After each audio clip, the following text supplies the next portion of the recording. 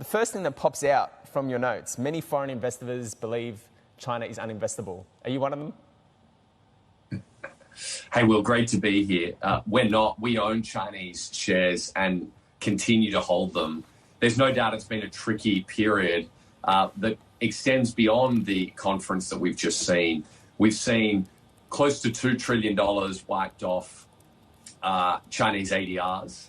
And in our view, we saw the capitulation of that yesterday, where we experienced significant de-risking, portfolio management, and many people running for the hills.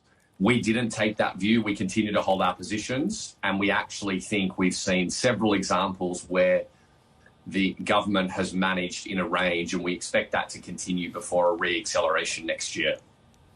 And that's the thing, right? Because obviously you're going long in terms of the thematic, in terms of the China story, but what it appears to be, if you look at the trading activity, you look at the flows, you look at all of the short interest, it's almost as though you're seeing a similar set of circumstances that what you're seeing running on the SPX and the DAC. There's just a lot of this back-end trading activity that's influencing what's an even less liquid market when you're talking about, where all these China techs are situated. So how do you navigate that? Are you willing to, play the long game? And is that what investors should do?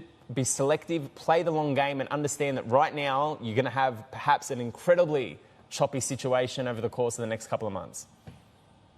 Yeah, it's super interesting, Wilson. I think to your point, this is a game of cycles, and anyone who's monitored the government actions and the aspirations of 1.3 billion people over time should be looking at the most recent moves through that longer-term prism.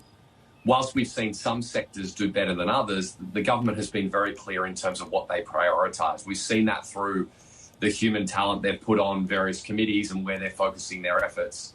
There are clearly winners and losers here, and the risks remain like they do any market.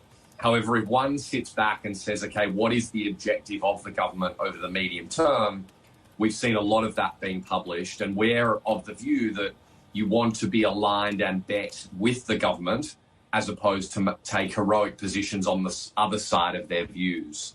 So as we look back, the government's been very clear around innovation, advanced manufacturing, the improvement of technology, so forth, and they seem pretty interesting to us as part of a balanced portfolio.